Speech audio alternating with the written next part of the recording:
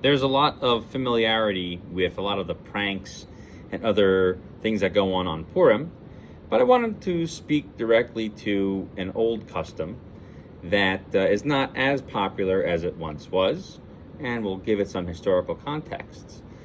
But the idea of a burning Haman. People are familiar with an event that happens in the southwestern United States called Burning Man, where they burn a giant effigy. Well, this was actually an old custom in the Jewish communities in and around the Mediterranean, going back probably to the 1st or 2nd century CE. There is not an explicit mention of it in some of the early sources. There's like references to things with fire.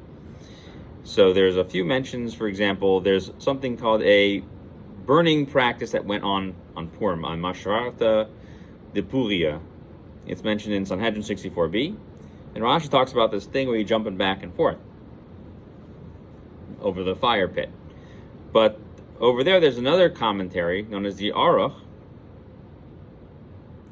that says that what they used to do was that same custom, but they would cut down a effigy of Haman and drop it into that same fire pit.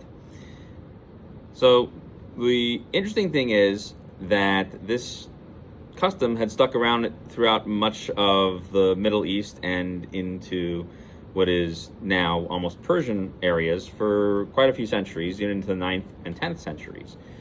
And it was part of the general celebration of Purim. This is also mentioned in a later work in Spain called the Abu Draham. He mentions it there as well. So what's really interesting is that it became not very common in the Ashkenazi world.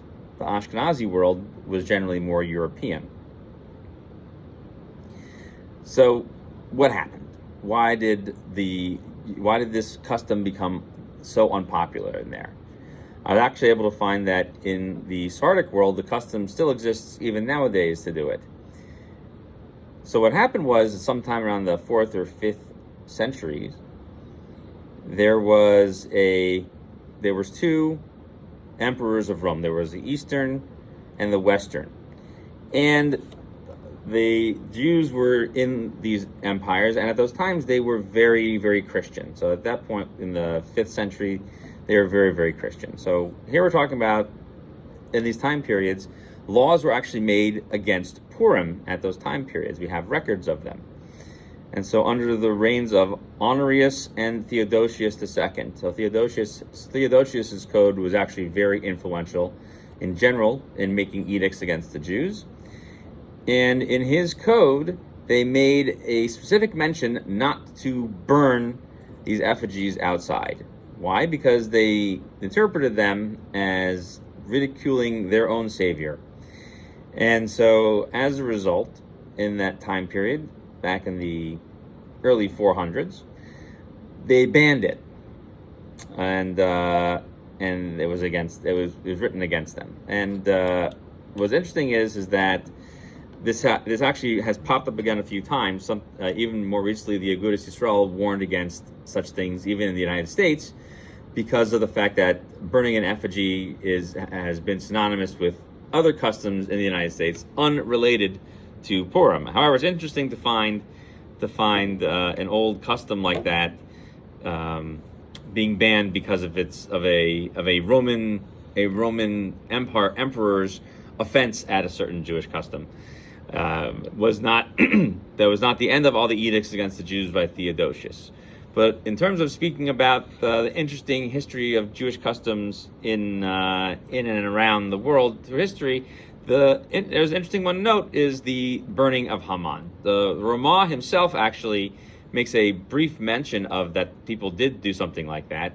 This is in his long work on the tour called the Darchei Moshe. It's in chapter 690, and in section 4, you have to have what's called the Darchei Moshe Ha'aruch to actually find this source. It's not mentioned on the pages of the tour itself. You have to go to the back of the tour, or you can go to HebrewBooksDown.org and look up the Darchei Moshe itself, Darchei Moshe Ha'aruch, and he makes a brief mention of it, but he doesn't bring it down in his regular customs, because for most of the time that custom had basically ended. But that did not seem to be the case in some of the Sephardic world. So from there you see some interesting origins of the custom of the burning Haman in Jewish sources and in Jewish practice, but not widely practiced today. Freilich and Purim.